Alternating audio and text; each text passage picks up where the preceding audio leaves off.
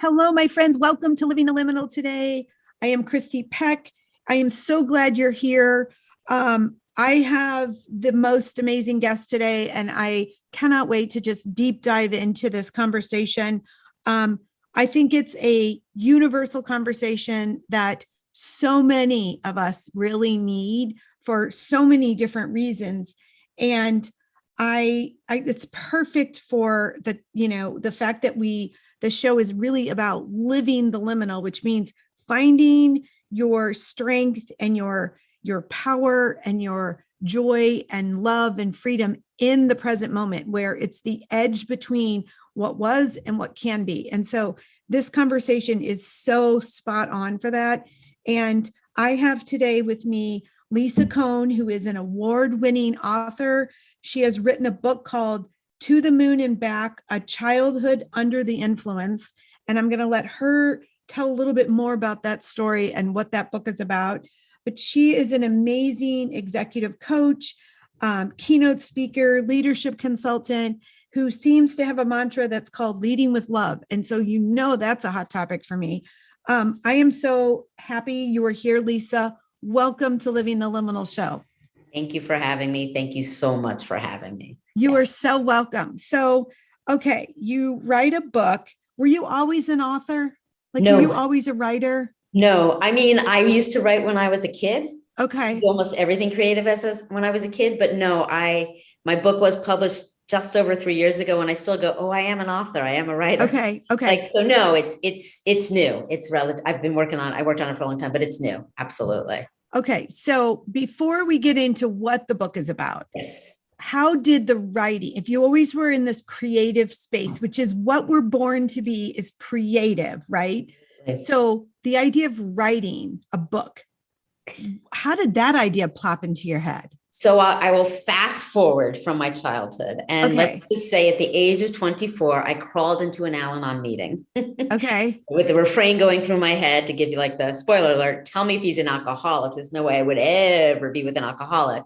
To find that there were multiple reasons why, but as I would be with an alcoholic. But as my brother says, when you sit in this room of like 100 people, all with these incredibly hard lives and childhoods and stories and whatever, and you tell your story and their jaws all drop, you're like, oh, maybe it's a little weird. Maybe it's something. Maybe it's not normal. You mean? It's not normal. Yeah. And it's honestly, it's bad. Like it actually was bad, hard. Yeah. And people used to say, you should write a book. You should write a book. You should write a book. So flash forward many years, but even over 20 years ago, I was trying to get pregnant with my second kid. And I started writing. At that point, I'm an executive coach, and I started writing a half self-help, half memoir. Here's everything that happened to me and how it messed me up. Here's how I got better. You can too. And I got amazing rejections from agents for a very long time, until finally an agent said, write a memoir and I'll represent you. And she didn't, but I wrote the memoir, and I love to write, and I love to edit, and I love to create, and I produced the book.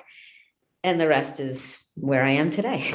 So that's like, so now, like, I am a published author. I'm a writer and a published author, and I go to writer conference, and I love to do it. And apparently I do it relatively well, which is funny because the only training I have was Frank McCourt was my high school creative writing teacher. But trust me, in high school, you weren't thinking you were going to write a book. I wasn't okay. Yeah. So, but yeah, no, people said, do it. And I did it. And here I am today. So I think the cool thing about what you just said, everything was cool, but the one thing that really stands out to me is you have an amazing story to tell. Yeah. And it's amazing because the things that happened to you, and I'm so glad that you say they were bad. Like, they weren't cool. They weren't good. And I think there's power. Okay. So we grow up in these situations, and I'll do a little spoiler alert with our families, where we normalize what we don't know. Yes. So we grow up and we think, oh my gosh, everybody's having these experiences. And what you start to finally realize in your aha moments is, this is not normal. Other people aren't having these kinds of experiences. I know for myself, when I started to listen really to my friends, and they were saying things like having these amazing Christmas presents given to them. And I would stand there, and little things like that, I'd go, wow, I don't even get a Christmas present. Yeah. My kids get a couple things, but I don't get anything. Yeah. And then you'd start to hear like other things about maybe things that like their parents said to them. And I would think, wow, I don't have anybody saying those things to me. Mhm. And it would be as simple as like maybe on a Father's Day where you'd hear, oh, the wisdom my father has instilled in me. And I'm like, wait a minute. No, there was no wisdom there. There was not that he said anything to me that Yeah. was of wiseness. Yeah. So I think that there is so much power in being able to find our freedom in just saying these behaviors, this way of being was not normal. So I What will are your tell you, thoughts there? no, so yes, and so absolutely we normalize. I will tell you that my childhood was so weird that I did not normalize it because it clearly was different. And I always had this sense like I can make you laugh with stories about my parents, but I never knew it was harmful and painful Okay. and bad. And in fact, the way I look at trauma, because I have suffered complex trauma, right? And one of the things about it for me is, there's that shout it from the mountaintops, hide it from the world. It's the worst thing ever. I'm damaged beyond belief. It wasn't that bad. Other people have it far worse than me. Like, Yeah. and I often go to it wasn't that bad. Other people have it far worse than me. And I say, like, I still can go to my therapist and be like, it was bad, right? Like, I'm not making it up. My childhood was actually hard, right? She's like, yes, it was really hard. I'm like, it was hard. Like, I'm not, she's like, you're not making it up. So I kind of lie with you. Yeah. Right. But again, I didn't realize how outlandish it was until I started telling my story in Al-Anon and people are like, wait, and I didn't realize how damaging it was and honestly, spoiler alert, I grew up in a cult and we'll go to that in a minute. When the book came out 3 years ago, I only then started to get involved in the cult survivor community. And only now, I've been out for decades, only now am I going, oh my God, my brain was actively, intentionally formed, controlled, held, not allowed to develop, like created in a way that still affects my daily basis, still affects my daily life every single day. This is what was done to me. Wow. And I had no clue, because I am so super functional on the outside. I never knew, how broken I truly was on the inside. So yeah. So yes, and is kind of how I yeah. And you and I talked about that. Technically speaking, right? We're not really broken. We were just conditioned in a way that felt like things weren't working for us and felt broken because it was so disconnected. Yeah. So I always believe that there's got to be some little thing within you that always kind of knew, because something had to keep you, I'm not even going to say level or any, because it's not like that. It's so small and minute, but there had to have been some little seed of light that stuck with you that almost was a curiosity. I mean, do you think it's something like that? People always ask me why I'm okay, why I'm alive, why I'm not, I should be an addict. I should be incredibly many painful, broken things. And I'm not. And I don't know. My mom used to say that even when I was born, I had like a steel rod for a spine. I have some intentional will to survive, or I am graced with something, power in the universe or something, because I skirted absolute self-destruction and disaster. And I tried to destroy myself multiple times, but I'm still here and I'm happy, healthy, whole, which is phenomenal. Like literally, I just spent last weekend with my high school friends from high school who are truly like the people who helped me start to become myself, I suppose. And one of them just started, I shouldn't say this, I'm saying it out loud, right? Started crying and said, it's amazing. It's amazing where you come from and where you are. That, yeah. When then, and again, a lot of people have it far worse than me. And all of us can come from really tough stuff and find a way to thrive, to grow, to be happy, to live with the scars and keep showing up. And that's why I'm here. And to stay in loving other people, like to still stay that we believe in loving other people and loving in relationships is still a profound way of being in the world. If anything probably saved me, it's my ability to love. Truly, I think I totally agree. Saved my life multiple times. Absolutely. Yeah. And so that's what I think I was kind of sort of in a roundabout way trying. There was some little bit of a light of a seed light, I call it, that just kind of stuck with you, because you're right. A lot of people in your situation and and even surrounding your situation in some way, like having other experiences, are the ones that are heavily addicted. They have got terrible self destructive behaviors. They're in unsatisfying life experiences and don't know any way out. And they have, a lot of them have given up literally in life and have even some taken their own life. So the fact that you still want to hear telling your story to help other people says a tremendous amount about who you are at the core. So I'm so excited. So let's get into it. The nitty gritty of, okay, tell us the story. So the line I use, right? I gave the spoiler alert, but the line I used to describe my childhood, the best seats I ever had at Madison Square Garden, which is the huge indoor sports and concert arena in New York City, were at my mother's wedding, because I did grow up in the Unification Church, the Moonies, the cult of all cults in the American age of cults. And my mom got married on July 1st, 1982, with 2,074 other couples. And I had, back then the garden seats were like red on the bottom, then orange and yellow and green and blue up on the top. And I had red seats. So I'm on the floor for my mom's wedding when she's getting married in Madison Square Garden in New York City. Best seats I ever had at Madison Square Garden were at my mother's wedding. And on the other hand, the best cocaine I had was from my father's friend, the judge, because I was a Moonie. Moon was my messiah. Absolutely, I can talk about that. But when we joined, my mom left, which is part of the story. My mom said, "What should I do?" And we said, "Leave." And she left.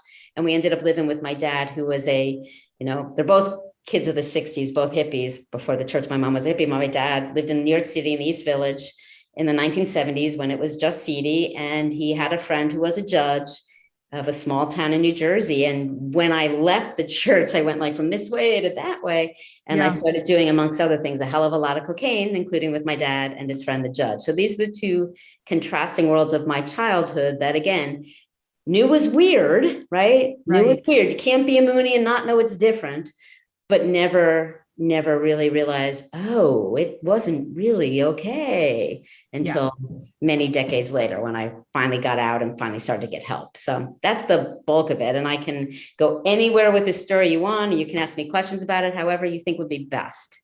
So what I'm curious, the moment you decided, I think this is not good and I need to get out of it. So I never decided, I think this is not good and I needed to get out of it. Many people do. When I left, I still knew Moon was the Messiah.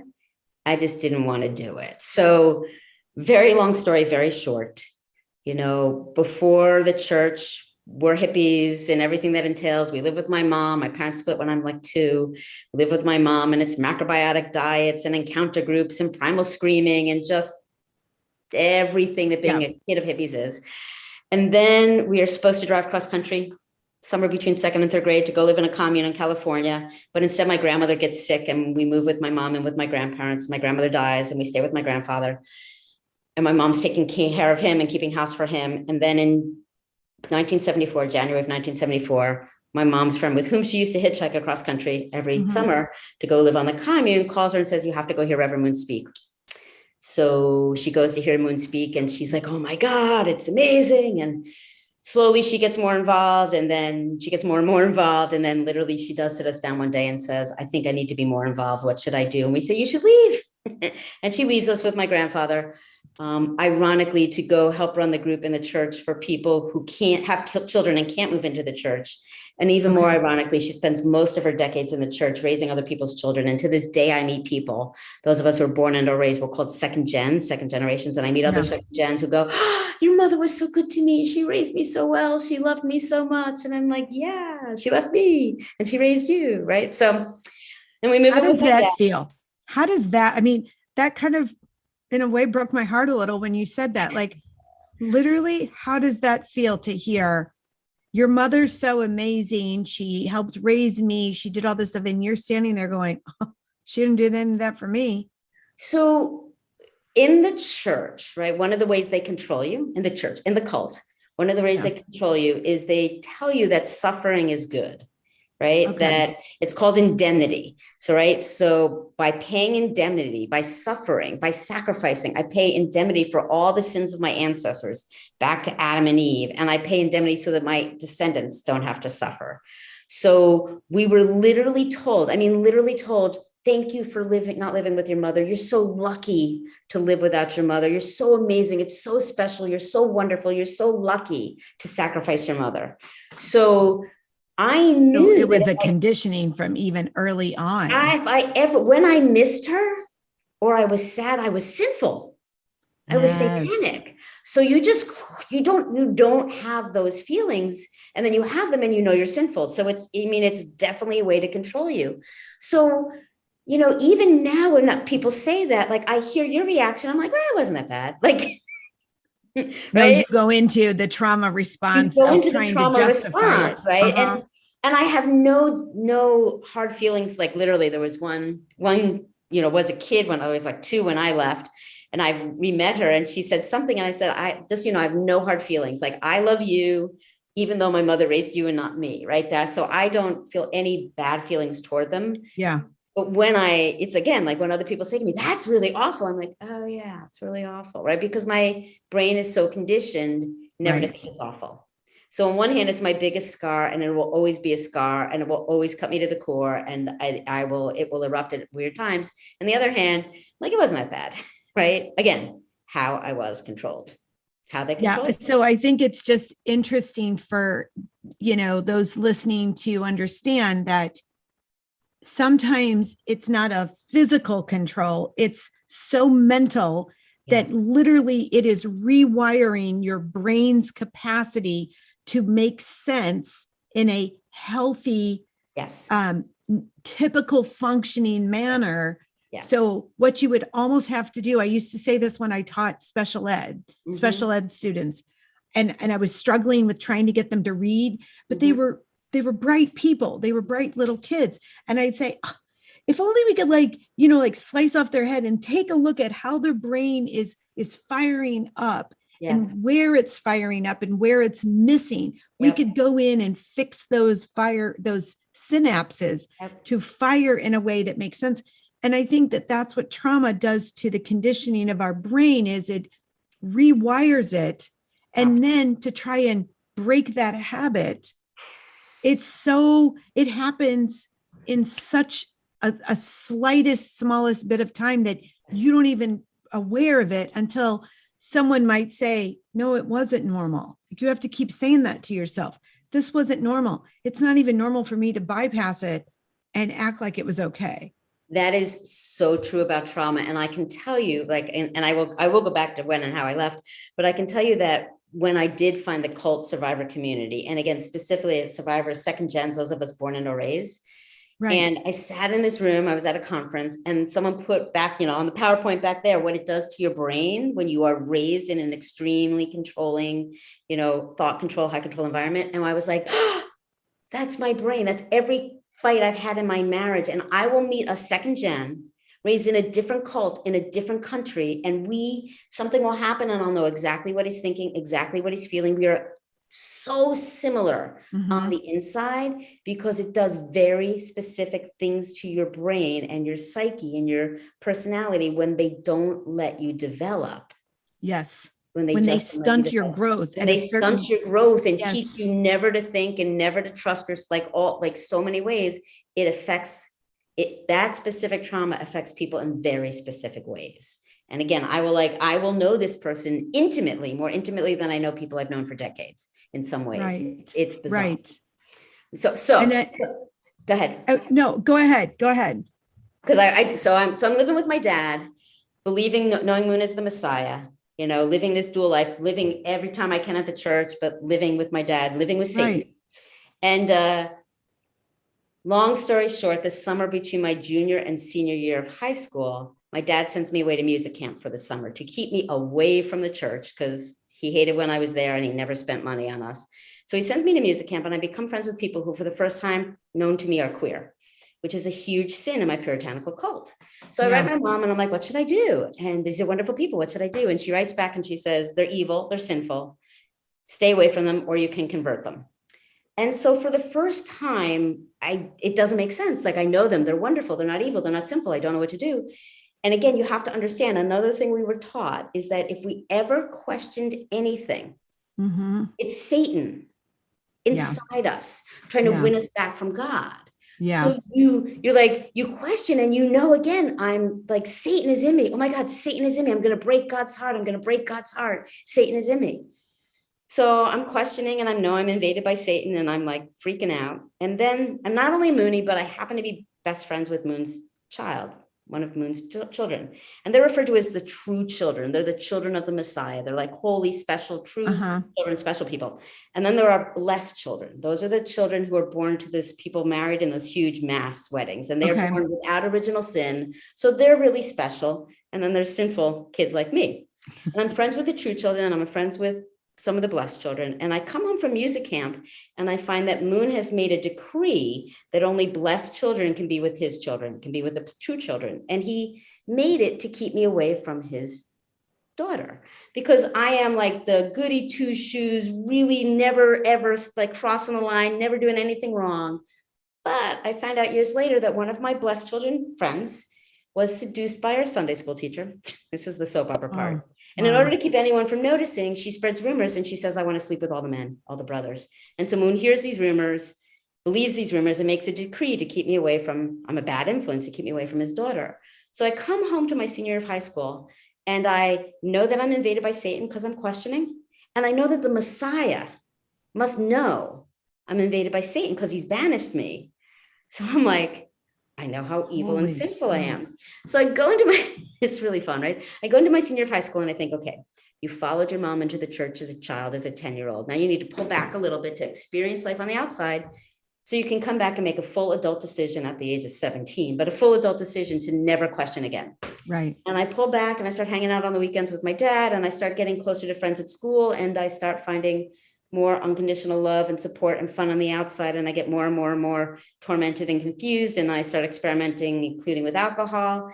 And I throw a party for my best friend, still my best friend to this day. And I have way too much drink and a boy kisses me and I kiss him back. And then I have a boyfriend, which is the hugest sin, right? It's the fall of man. It's premarital sex.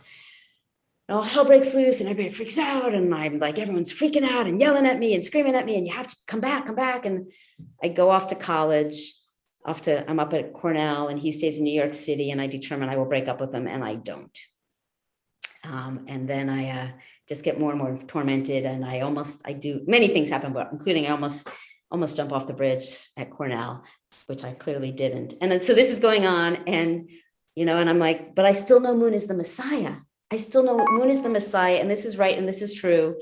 And I am breaking God's heart and I'm failing and I'm falling and I'm doing everything awful. And I have a very dear friend who I think every night I was like, but what if it's right? But what if it's right? But what if it's right? To which he finally said, what if it is right, but it's not right for you? And for whatever reason, that was something I could hold on to. And then I slowly started to, as my brother said, I never left. I just slowly drifted away and nearly self-destructed many years along the line. But so that's like the soap opera short version of, and there are people who know it's not true and leave. There are people who are born and or raised who know it's not true from a very young age and leave, which is also extremely difficult. I knew it was true. I just didn't want to do it. Do you still feel it's true today? Hell no. So no, it took me a while to realize that it wasn't, but mostly I just stuffed it down. Long story short, hence I ended up engaged to an alcoholic, right? Thinking, why am I with an alcoholic? And that was in the, freshman year, I almost jumped off the bridge. Sophomore year, I stopped eating and my anorexia had me about 30 pounds less than I am now. Junior year, I did a hell of a lot of cocaine, got mildly addicted, including with a judge. And senior year, I just got in more and more bad, abusive relationships. And I ended up engaged to an alcoholic after college. And that's what drove me to Al-Anon. And that's when I was like, oh, maybe there's something wrong with everything that happened. And so one, like, I already knew that it wasn't true at that point, but I can tell you that it is so conditioned in you that, and I knew it wasn't true, but I didn't know there's actually a lot of horrific stories that happened in my cult and the founding of the cult and all of this. I knew none of that. I kind of had this idyllic experience in it, even though it wasn't idyllic. But even when the book came out, people would say something negative about Moon. And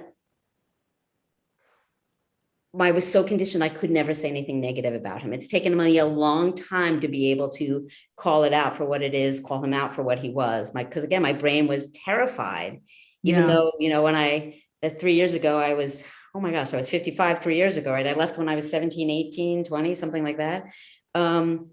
I knew it wasn't true, but even up to 3 years ago, I could not speak poorly of Moon because my brain was terrified to say anything negative about him. So you were still in that conditioning piece of this is wrong and I should not be doing that. It was only it's somewhere in the last 3 years because, I say the Messiah banished me when I tell the story, but when I used to talk about him, finally my therapist said, do you think you should stop calling him the Messiah? Do you think you should stop calling him Reverend Moon? So I call him Moon, right? And, the same with the church. He's like, do you think we might call it a cult and not a church, right? Because the words you say matter. The words I say matter, right? And am I reinforcing the lies in my head that were given to me? Or am I reinforcing my truth and the truth that I now know that my brain is still sometimes afraid to believe, if you will? Yeah, because our brains don't differentiate between what's currently happening right here and what happened 35 years ago. Yeah. So if you still use the language from 35 or 40 your brain is literally, you just instantly transform as if like on those Star Trek movies, you can zap into another time zone. Yeah. That's exactly what our brains do. Yeah. By using different language, separating you from what that memory was defined as, and it's putting you in a different space to speak different and change the inner narrative and the inner dialogue. Absolutely. Absolutely. Okay. So you write this book, To the Moon and Back. Where did that title come from? It had so many titles along the way because it did take a long time for the book to finally find a publisher. And I had a publisher and I was trying to figure out the title. And I think at that last point, there was one point it was called Raising Myself. There was one point it was called Way Out. There was a lot of different titles. And I was running with a friend. And she said, how about, and I'm like, that's good. Text it to me. I'll never remember it. Yeah. So that's really where it came from. But it is kind of the synopsis of the story. And, a childhood under the influence my husband came up with one day because, there was a lot of influences. So, and the best thing about the title is I get a lot of, like, this ring says To the Moon and Back. I have shirts that say it. Everybody sends me something in cards because it's a common phrase, but that's where it came from. Friend came up with it because you're like, I have to title this book. I don't know what to title it.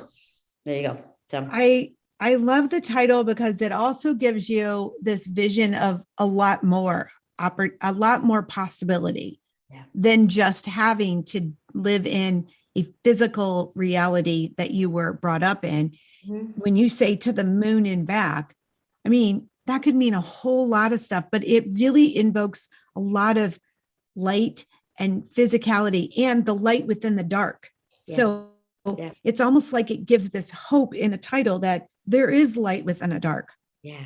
Absolutely. And that even by having a dark experience, you can find your way out. You can find the light there. And I say this all the time. I wouldn't wish trauma on anyone. No. Clearly, right? Yeah. And I love when people reach out to me, and I have people from all different walks reach out to me. And I had this one like teenager reach out to me a while ago, years ago, and their story was horrific. And all I could say, and this I firmly know, right? Those of us who have experienced trauma or some sort of hardship, when we can begin to find light to the other side, have more appreciation for life and the simple things in life and simple joys and more ability for joy and happiness than people who haven't experienced hard things, right? So again, wouldn't wish it on anyone, but I know that my love of life and of people and of the world and my ability to see yellow birds and be happy and make up stories about what makes me happy and see the sky. Every time I looked at, it's a beautiful day here. Every time I looked at the trees against the sky this morning, I was like, wow. And that I believe that's post-traumatic growth, right? That's taking trauma and using it to grow and thrive versus just being caught and stuck in it. So, yeah. And I love that you say post-traumatic growth. I totally, when I read that, I was like, yes, I love that concept because I think it's that we don't want to bypass, right? We don't want to bypass the journey of awakening to the not normal and the traumatic responses that are carved into the archives of our psyche and the scars that we will carry. So we don't want to minimize what we experienced and the emotions and the stuntedness of it all. And yet at the same time, when you come out and you are growing and thriving and you can recognize the expansiveness of life itself, there is a gift in that. It's not a gift in the upbringing and the trauma. It's a gift that you now have to offer the world in terms of, do you see what life is really about here? Yeah. It's and you have such energy in that when you speak. I mean, you really do. You have beautiful energy in that.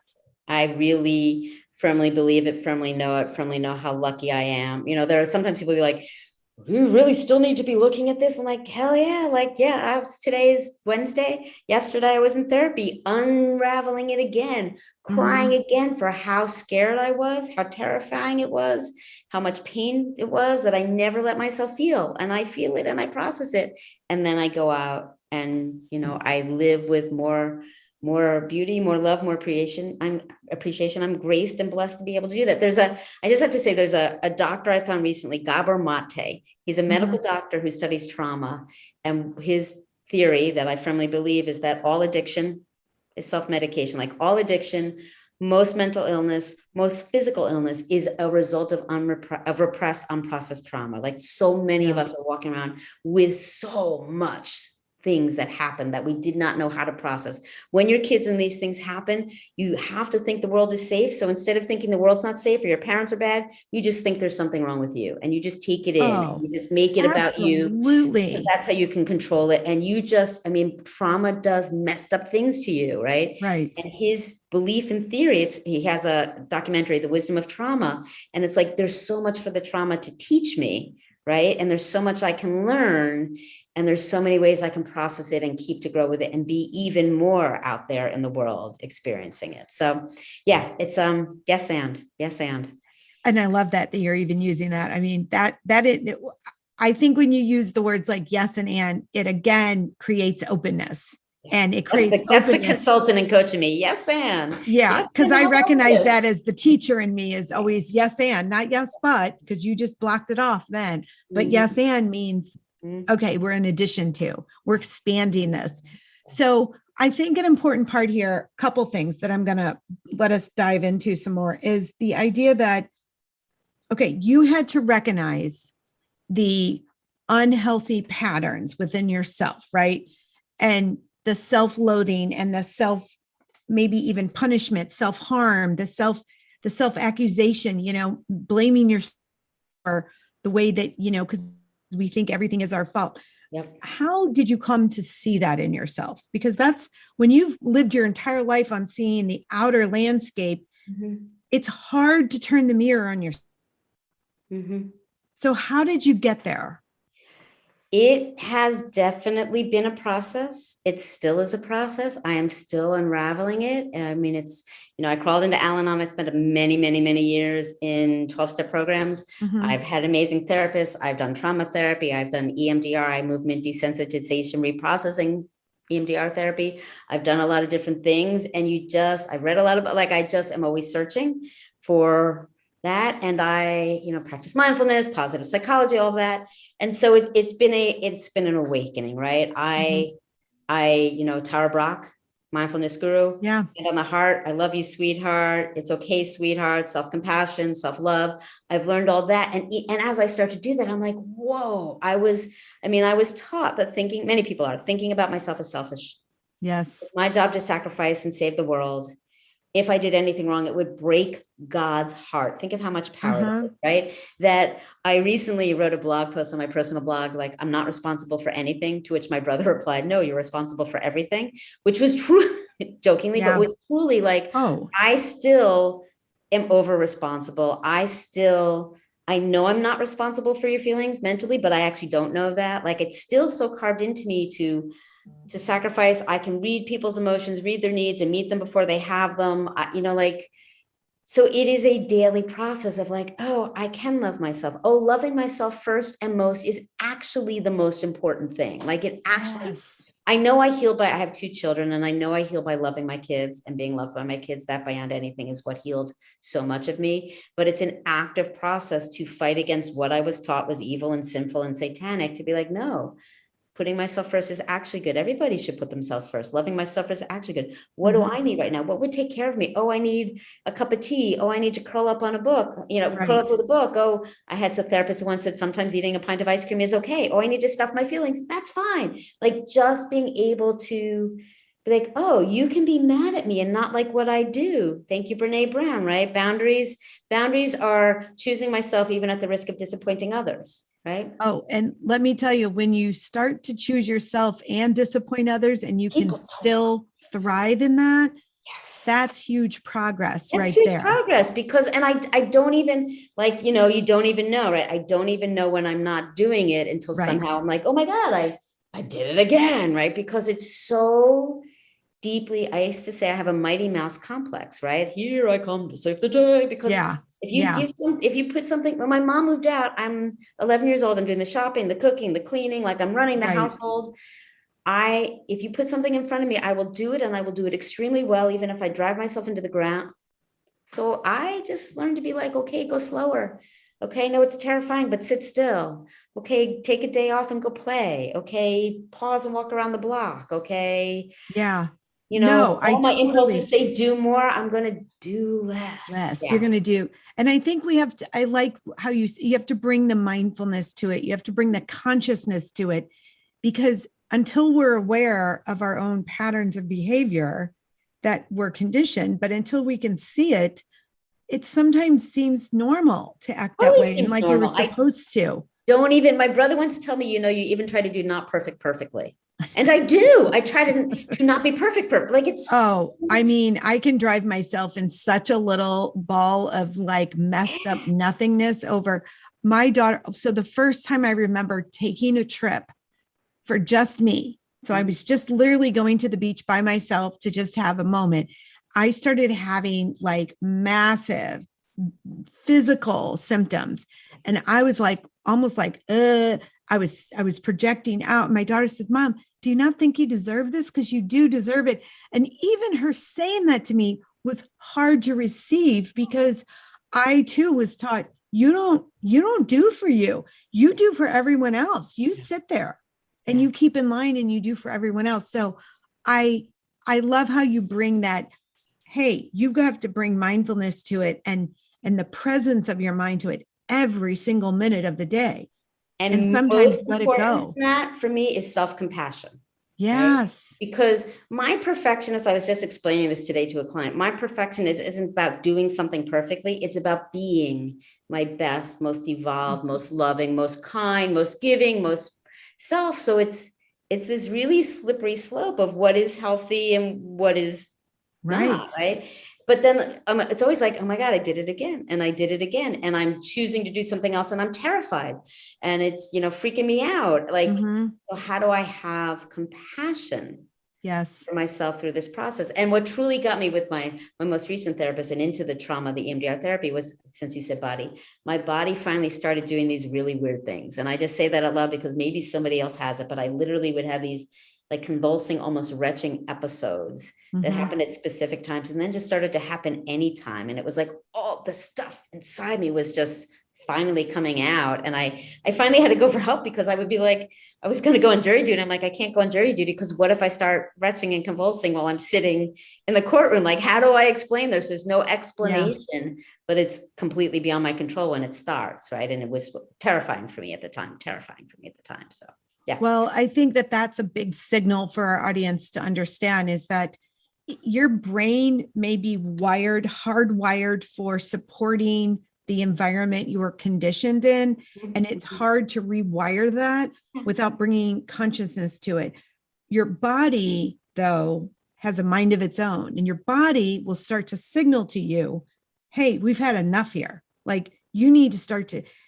I know for myself, it was when my body kept doing things that I was like, well, okay, I'm exercising, I'm getting decent amount of sleep. I mean, I had 4 kids and I'm eating very well. So why are my adrenals tanked? And why is my cortisol nothing? And why is everything tanking? And a doctor is saying, we don't even know how you walked into this office because you have nothing, you have no energetic function going on. And I would just look and be like, I don't know. I just keep doing, little robotic, do what I was told, do what I'm supposed to do. So I think our bodies will always give us these signal and signs. And that's, for me, it was learn to listen to the body and let the mind kind of have to sit on the back burner for a while, but listen to the body and let me show compassion to the body. I'm not good at it. I'm still working on it like you every single day. So I love that you bring that to the attention of the audience too, because that's the only way to truly mature through this, is to understand we are so much more than a thought that we're having. And that we've thoughts are like so whacked, right? I've learned to question my own thought, not to question my own thoughts like I was taught to question my own thoughts. I've learned to believe my own thoughts, but I've learned to question, like I use the line, that's the cult talking. Yeah. For there were literally lies in Gestalt theory. I just learned this called introjects that were literally put into my brain to control them, right? Wow. And so they still circle around there, and I'll say something, and my friends will say, my therapist will say, my second gens will say, like, that's the cult talking. Like that's not you. That's not me. That's what I was taught to think. That's what's going on there. So like, whoa, take a step back, take a breath. What do I really know to be true? Like, well, I need to do whatever it takes to make this happen. That's the cult talking. I need to make sure you're not mad at me. That's the cult talking, right? I'll die if I don't make you happy. That's the cult talking, right? And it's deeply wired, but I, open it up, take it out, air it, have compassion for it, have more compassion for it, tell somebody and they're like, yeah. You're okay. Get a lot of hugs, all that. Yeah. Walk around with my hand on my heart almost all day long. Well, because I think you have to keep reminding yourself that who you are is this beautiful beating heart of yourself, and that you are not connected in the way that you think you are to the things that you think you are. And that we can separate ourselves, and that there really are no rules. We think there are rules because, again, that's part of the conditioning, but it's also part of our society's norm that there are rules that you don't leave parents, you don't leave, organizations that have raised you, you don't leave certain things, you stay in and make it work. Yeah. And I think that by putting your hand over your heart, that beating sensation tells you, oh no, you are your own person and you get to decide what it is you're doing. Yeah. And what's good for you. I love that you brought that up, that someone told you, hey, it may have been okay for other people if you want to go there, but it's not good for you right now. And that's why you're wrestling with the in and out of it all. I will tell you, I'm going to come out on this one. I'm starting to work on the next book. It's been a while because of so much going on. And the concept I'm working with, may nobody take this, is what if it's not right, but it is right for me? Yes. Boom. I mean, that's huge. We don't agree. If it works for me, and I'm not really hurting anybody, right? I'm not forming a cult and hurting people. Yeah. Then it's okay. And that's like, my brain keeps going, and this is like, watch words, right? I'll say like, am I allowed to do that? Am I allowed to think that?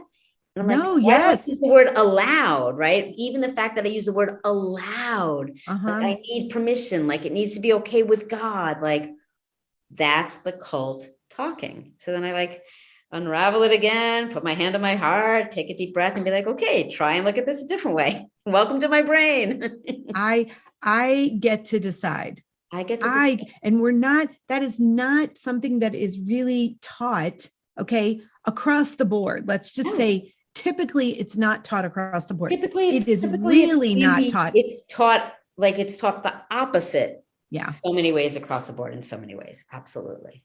Yeah. And then those of us who are in these traumatic upbringings, okay, and especially yours, which was so tightly chained into and anchored into very strict and structured philosophies or theories or I want to say commandments per se, because they were that intense for you. you really didn't understand that you get to have a choice. No, That is not an never should. option. Not an option, not an option. And with that, I just want to pull back 1 minute, right? Because what I think is really important for people to know is that extremist situations exist. They exist now. They're very prevalent. Mm-hmm. They are incredibly intoxicating. There is no more powerful drug than having a messiah or having the truth. Oh, and they're yeah. very dangerous. And we are all susceptible. Absolutely. Because as a human being, we crave certainty, purpose, and community. And let me tell you, something like that gives you absolute certainty, purpose like you'll never have again, and a community you will never replicate as long as you follow the rules. Yes. Right. And so there was when the documentaries about NXIVM came out, and it's not The Vow, it's the other one, it's the one about India. And they end it with India and a couple of other people are at some law school talking to lawyers about cults and what it is. And they end with, we are all susceptible. Mm-hmm. If you think you're not susceptible, you're the most susceptible, right? Because I've heard someone say, all it takes is being in the wrong place at the wrong time with the wrong frame of mind, and you're going to be susceptible to believing in something. Nobody joins a cult. You just join a great idea, and then you realize, ooh, it's not right, if you ever realize it, right? And so, and it's set, and these organizations, they know how to make your brain comply. My mother will literally still say, and she's been out since 96, right? And she's on her own path with it, but she literally said, but I have dreams. I was led, I had dreams. And the reality is, Moon knew how to make people have dreams. Mm-hmm. Right? We can influence the brain so that the brain starts believing what we're told to believe. There are things you can do to make me believe things that I didn't believe a day before. Well, and then you're caught in it, and then you're caught in it because your brain can't figure out a way out because it has been intentionally formed that way. Like, watch The Vow, and I can watch how they slowly bring people in and get them part of it and wrap them in it, right? So we are all susceptible. They are out there, which is one of the reasons I'm doing it, and it's really dangerous. It's really dangerous. So there's my little soapbox that I have to do, but no, I think that's really important. So how does let's just kind of piggyback off that. Then how do I stay so centered to not, I mean, it's one thing because your story was you were brought into this at such an early age, and this was like your upbringing. But let's say it's, there are cults out there that grab hold of kids at young ages, they grab hold of teenagers, they grab hold of young adults that are in college, they grab hold of women that are searching for a bigger life, right? So how does one stay so centered and not get sucked into that which is compelling us to come forward into that space? So we're not going to go anywhere political today, but if you even look at our current society, right, there's extremism everywhere, and it is really wonderful to extremely know that I'm right? And so all I can say is, if it sounds too good to be true, it probably is. Yeah. If somebody is telling you that this is the absolute truth, in my very humble, not so humble opinion, there is no absolute truth, right? I believe in love. I believe in energy. I believe in a lot of things. And I think it was Stephen Wright, whose joke is, war over religion is like arguing over who has the best imaginary friend. We don't know. No, we really, until we die, and then maybe not then. We're never going to know, because there's so many ways that everybody can twist it. And says, this is it, this is right, this is true, this is the way to self-actualization, these people are all evil, this is all good. It's the all or nothing. It's the extremism. It's the us versus them, which our brains are conditioned. We've evolved to be very us versus them. So it's just trying to pay attention to when people come to you with an idea that is very extreme, is the only way I know. And, if they say, come and spend time, and come and spend more time, and come and spend more time, don't. But at that point, you probably already are there. And then hopefully somebody will help you get out, right? There's more and more resources now to keep people out, get people out, keep the most vulnerable out when you're looking for something. But gangs, same thing. It's all the same thing. It's that sense of belonging and extreme beliefs. Yeah. Well, the sense of love and belonging is just when you say our experiences are universal, our need for love and belonging is so universally that it is so it's so created in our cellular makeup Yes, as we are just social humans. animals. We are hive animals. We need other people. Yeah. Even introverts need other people. Absolutely. Yeah. We need to know that we're okay and we fit into something. And I Mhm. think that that's kind of what I gather from what you're saying is, you know, you have to really practice. It's a daily, sometimes moment by moment practice of listening to yourself and understanding yourself and knowing yourself well enough and giving yourself that love and compassion so that when an outside source comes and says things, you have the ability to even, okay, this seems like it's good. Mhm. And, but then there's got to be a moment when you go, okay, they're coming every single day. What does that say about me? Mhm. You know, we have to have that little bit of a curiosity moment where you start to even go, wow, this seems so amazing, but really? Yeah, yeah, Maybe yeah. just me. A bit Like of you don't have to know curiosity. all the answers, but you Yeah. have to have enough to where, and then yeah, then the rest is almost universal again, that the energies of the universe will provide a source to come in and get you out. Yeah. And you remember, like, our brains have so many biases. We've evolved with so many bias, confirmation bias. I only see that which I already know to be true. I only Right. see things that agree with what I know.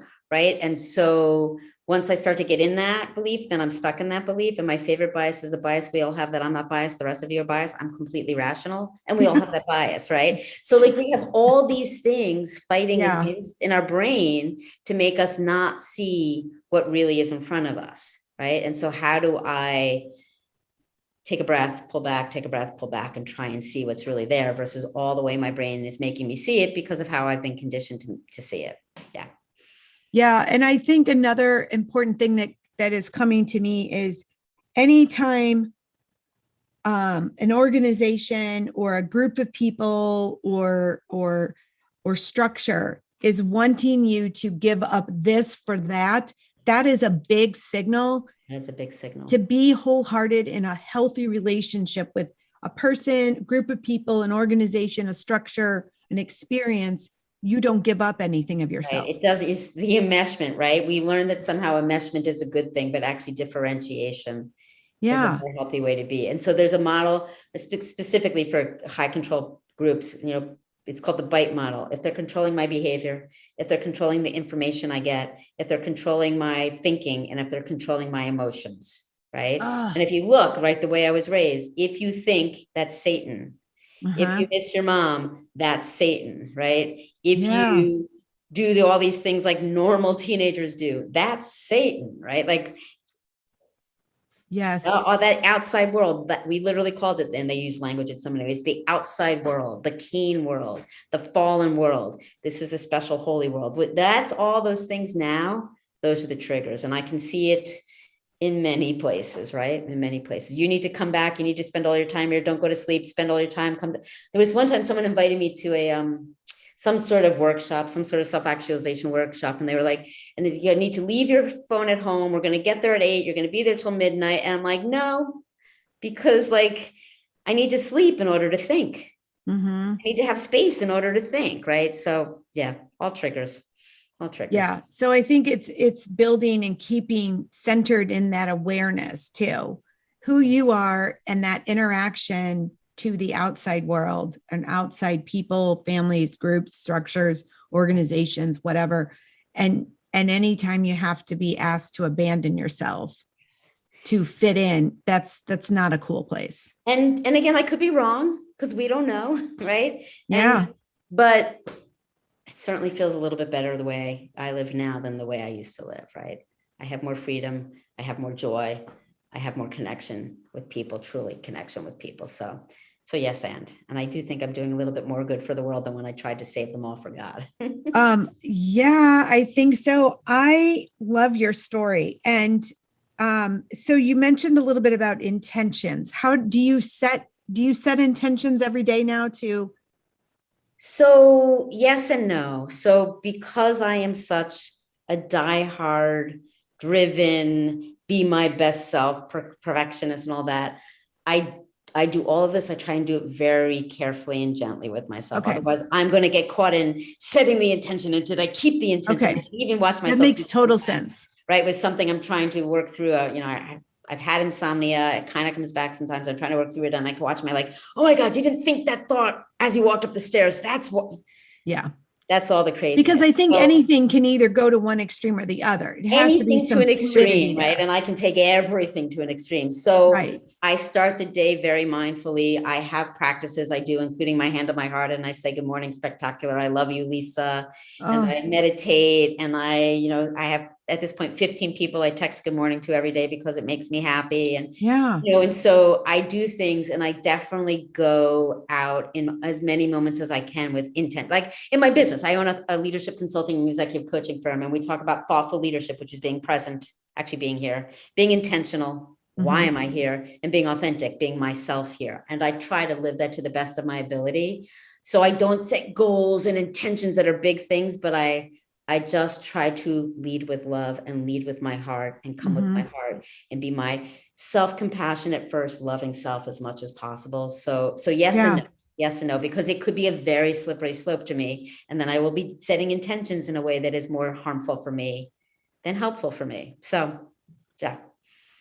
Okay, I have one question that's coming up, because you talked about your ability to now read a room and read emotions and read into, and I've read a lot about this. So I myself live on the fence. Okay.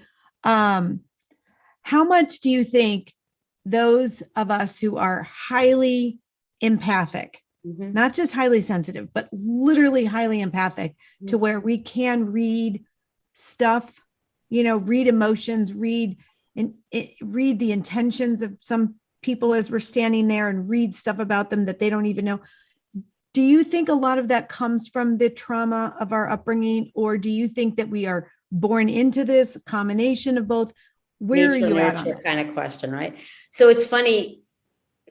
When I read about people saying I'm very empathic, if I am that, one of the things I know from my leadership consulting work and my coaching work is that those things that we're really, really good at, we don't even recognize because we think anybody could do it. It's not a big deal. I'm not that fast. I'm not that smart.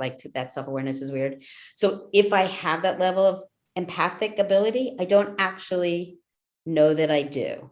Right. But that said, I can figure out what you want and need without even knowing I'm doing it, without you knowing I'm doing it. And I can, and I use it in my work, right? When I'm with a group, when we're facilitating a meeting, and I can just sense a lot of what's going on and put it together in pieces and all that. Years ago, when I first started my business, somebody said, you have the ability to hear us and to hear what we're not saying and to hear what we're saying. And all I could think was, that's because I'm a child of an alcoholic, which is right. Again, and right. That's when I just blamed it all on the fact that there's alcoholism all over my dad's, he's drank a drug every day of his life and it's all over. And I didn't even put it to the cult part. So yeah, I don't know if it's part of how I am and how I was beforehand, but I do know that I learned to read a situation even before I knew I was reading a situation in order to be safe in a situation. And I think, if I think about it, as you asked this, especially for my brother and I, we went from a puritanical cult to sex, drugs, and squalor, to a puritanical cult to sex, drugs, and squalor. And nobody here knew about that. And very few people here knew about that, right? So we lived these two separate lives. Oh yeah, we needed to read the room and adapt to just function. So maybe some nature, definitely some nurture. I think it is a honed skill for a lot of reasons. And now I'm trying to use it to the good for me, right? And the good of the work I do than the let me people please you before I even realize either of us realize I'm doing it. No, I love your response, because that's kind of that's why I say I'm kind of on the fence, because I keep reading more about it and I'm like, well, I just am who I am. And it's always worked for me, and it's made me this incredible coach and mentor. And it's made me get up into a room of 50, 200, how many thousands of people and connect, because I can feel what needs to be talked about and said. And so, if that was because of my upbringing, then okay, fine. But honestly, I use it for good. And so it cannot hurt. And I'm learning, okay, the learning part of it all is, okay, sometimes I do have to put the boundaries up there with that. And sometimes I have to walk away from situations because it's not mine to own. Yeah. In that way. So I love your response. It seems very, very authentic itself that, yeah, maybe so, but it is what it is. I mean, you can't change our past. So it is what it is. I would not be who I am if I didn't go through everything I went through. Right. And so, yes, and absolutely. Oh my gosh, Lisa, you are brilliant and beautiful. And I'm so happy you have come through on this end and you are doing the work that you're doing. Where can our folks find your book, To the Moon and Back? So it is available everywhere, right? You can order it on Amazon. It is free on Kindle Unlimited. That being said, I always say order it from your indie bookstore, especially after the past 2 years. And if you go on my website, which is Lisa Kohn Writes, LISAKOHN WRITS, lisakohnwrites.com.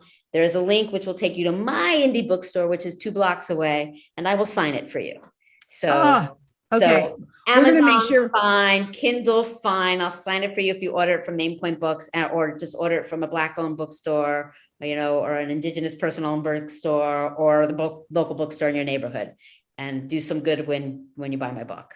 Yeah, let's order it from those smaller bookstores because we want to make sure they keep thriving as well. Absolutely. So, Lisa, this is an amazing conversation. I want to ask you our high five questions, but I just have to say that heartwarming is the word that comes, and I'm so grateful that you are speaking life into an experience that may not be universal, but there are a lot of folks out there suffering from experiences that seem very similar to the way you were brought up, and they need to have some freedom and some peace and joy because that is what we're all worthy of having. Absolutely. And I always say my story is unique. Only maybe my brother has the same story, but the themes are universal and apply to so much. And there are so many people raised in extreme situations, evangelical situations, anything to an extreme. And for any one of those, I want to tell you, there is hope. There is a community. Yes. You are not alone, and go find that community, or reach out to me and I will find you that community, because it's a lot to heal, but there's healing. It's truly possible to heal. It is. Yeah, I think the word possibility just really needs to be like the center focus. Although I love your lead with love too, because that just is, I'm always Someone like, hey, said that to me. I was on a podcast and with another business leader, and that's how she described me. I'm like, oh, I love that one. Well, because I've always just said, you know what? I lead by example. I don't know what the heck I'm doing half the time, but I'm leading. I mean, I'm just doing my thing. And if it works, it works. And sometimes it doesn't. And that's a good laugh. So good laugh. Exactly. I love that. Okay. So our first question is, what inspires you? What inspires me? I know. Okay. So I'm gonna give a 3-way answer, right? Okay. I have this thing for yellow birds, yellow finches. Okay. They fly beautifully. I have a wooden one. I don't have it with me. I normally do, right? They lift my heart. I look for beauty everywhere. Beauty of the world, of nature inspires me. It lifts me when I'm hurting. Babies, little kids. Now that I have big kids, like little kids, and connecting with people. Like I am lucky. I am graced in the work I do as a coach, and connecting with people in the cult surviving community and all the speaking I'm doing. Every time I connect with someone and I see that hope and that beauty and the love and the brilliance in them, and they step into it a little bit more, I cry and I'm inspired. So, there you go. Okay, we're done. That was all we needed to hear. The rest, it doesn't even matter. That was the most spectacular thing. Okay, how do you have fun? How do I have fun? I love to laugh. I love to play with friends. So I have fun just being with people, right? I've just spent the last weekend with my high school friends, and all I do is, I say my best friend Jill is my best friend for so many years because she laughs at all my jokes, and my business partner keeps me around because I make her laugh. I just love playing with people, and that's probably the most fun for me. I do yoga and I run and I lift, and they're all fun, and I love to experience, and it's all fun, but it's really, again, it's the people, right? That's probably why they say I lead with love. It's that connection and laughing and being able to hold the space for the pain, but also shine a light on the joy. That's actually how And I love how you always include both, because I feel like that's where we're multidimensional beings, Yeah. and we Yeah. can do both. We Yeah. can have sadness and joy at the exact same time. Exact same time. Absolutely. Absolutely. Okay. What is one you can't live without? One thing I can't live without. Like, have you ever eaten a whole carton of ice cream? I don't think I've ever eaten a whole carton of ice cream. I think it was more of a theory because, Okay. I'm Cause an like even ex-anorexic. a little carton, like those little baby ones. Have you ever So done that I'm that? done. Sure. One Ah, thing I can't live without. So my two answers are my kids, oh, yes. right? Of course, but that's too obvious. And then I would say heirloom tomatoes, like really Oh, tomatoes, yes. really juicy ripe peaches. Oh my gosh. Yeah. I have just fallen in love this past summer with peaches, because I used to not like them because the fur on them was so, but I have come to really enjoy them. And we had a couple recipes that I just couldn't get enough of. Yeah. So Yeah. I'm right there with you. What does freedom mean to you? Freedom to be myself Mm, and to love with all my heart, to just show up every day, making mistakes all over the place, standing in my power and my brilliance and my magnificence and my joy and my connection with people, and to love. That's just like, that's it. Just freedom to let myself be me. oh my gosh, I love this. And what are you grateful for? God, everything. Yeah. I feel that in you right now. Like my whole heart right here. It just bounced out. Like I feel that in you. Yeah, I mean, I do write my gratitude list a couple times a day in different ways. Mm-hmm. I am absolutely, if I had to narrow it down, and truly it is the yellow birds, and it is the sunshine, and it is the writing. But one, my kids. Mm-hmm. They are the greatest teachers. I mean, They're the greatest honestly. teachers. And I did, you know, all I wanted was for my kids to know they were loved. And my younger child Mm, knows he's loved so much that when I said that to him, he's like, well, I don't know you love me. That's how much he knows he's loved, right? And then the ability to tell my story and make a difference and touch and I'm people. so grateful for you to be able to tell that, because I feel like we empower other people, and because we're the feminine, right? We invite other females and women to own your story, because then you own your life. Absolutely. And Yeah. and like we empower them just by telling your story. So the wisdom and the bravery and the courage that it takes for you to own those really heavy duty darker parts of your life, and to give them the freedom to then transform other people. So appreciative of that work you're doing. Before the book came out, I kind of hid my story Yeah. in my daily life, in the work I do, because it literally sucks energy out of the room. I was raised in a cult, right? And that's like, Yes. whoa. And no. And since now, like, if you Google me, I think I'm still the first 3 pages. If you Google my brother, I think I'm still on the first page, my poor brother. And so it's out there. And so Yeah. honestly, like in everything I do, and then in the work I do, I'll go to a new client and they'll either say, oh, I Googled you. I'm like, great. Or they'll say, tell me your story. I'm like, okay. And I lead with all this craziness. And that allows me to use my recovery and my tools in all the Yes. work I do. And it is such a gift. I literally, I was raised in a cult, and I use this line. That's the word cult. Take out the word cult, put in your word. How can we look at you? Like, and I used Right. everything I needed to heal, because I need a lot to heal.